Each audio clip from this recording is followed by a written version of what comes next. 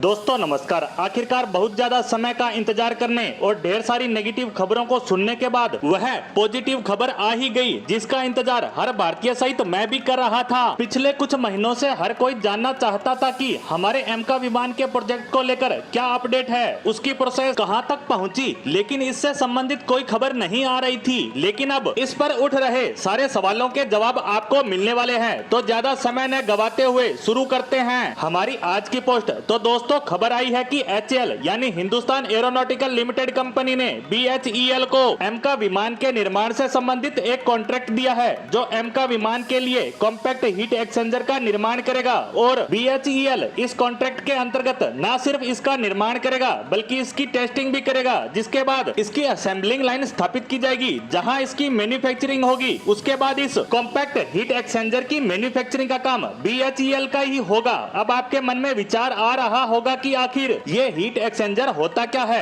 तो देखिए, किसी भी लड़ाकू विमान में, चाहे वह तीसरी पीढ़ी का हो, चौथी का हो या पांचवी का, विमान किसी भी पीढ़ी का क्यों ना हो, उन सब में हीट एक्सचेंजर सबसे ज्यादा महत्वपूर्ण कंपोनेंट माना जाता है। इसके बिना लड़ाकू विमान चल तो सकता है, उड़ाया भी जा सकता है, लेकिन कुछ ही मिनटों के बाद वह धरती पर आ जाएगा, क्योंकि इसके बिना गियर बॉक्स, ऑक्सिलरी या इंजन से जुड़ा हर एक पार्ट्स हीट के कारण जलकर पूरी तरह से तबाह हो जाएगा। इसी कारण लड़ाकू विमान में एक कॉम्पैक्ट हीट एक्सचेंजर का होना बहुत जरूरी होता है, और वह भी कोई साधारण नहीं बल्कि बहुत ही ज्यादा एडवांस लेवल का एक्सचेंजर, क्योंकि वह जितना एडवांस होगा वह लड़ाकू विमान को उतना ही प्रभावी तरीके से ठंडा रखेगा, जिससे लड़ाकू विमान बिना किसी समस्या के उड़ाया जा सके। यहाँ बात किसी लड़ाकू विमान को सिर्फ चलाने की नहीं है, बात इसके हमला करने की भी है, क्योंकि इसके बिना किसी भी तरह का हमला भी नहीं कर सकते, क्योंकि ये heat exchanger gear box, hydraulic सहित इंजन के सभी पार्ट्स को ठंडा रखता है। इसके साथ साथ यह रडार को भी ठंडा बनाए रखता है, क्योंकि लड़ाकू विमान का रडार सिस्टम ही दुश्मन देश के लड़ाकू विमानों को ट्रैक करता है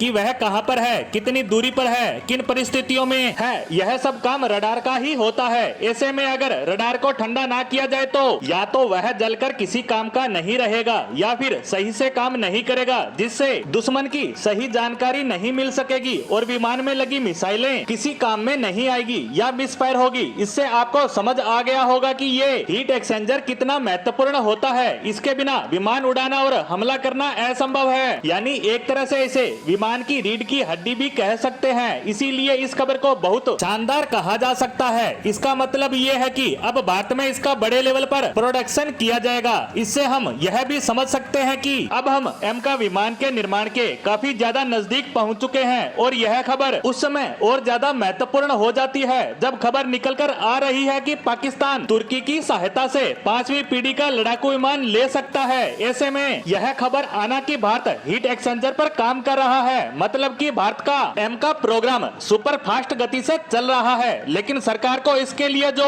15,000 करोड़ का फंड है वह जल्द ही जारी करना होगा, ताकि उन्हीं पैसों से एमका जल्द से जल्द असेंबल होकर अपनी पहली उड़ान भरता नजर आए। अगर सरकार इस फंड को इस साल के अंत तक भी रिलीज कर देती है तो DRDO और ADA इसे 2024 के अंत तक असेंबल करने में सक्षम है, क्योंकि इसके लगभग सभी पार्ट्स बनाकर तैयार कर लिए गए हैं, और फंड मिलने के बाद सभी टेक्नोलॉजी और पार्ट्स को आपस में जोड़कर पहले एमका का निर्माण करके उसकी टेस्टिंग शुरू कर दी जाएगी। इसी उम्मीद के साथ कि सरकार एमका के लिए फंड को जल्द ही जारी कर देगी। हमारी आज की पोस्ट को यहीं समाप्त करते हैं। धन्यवाद।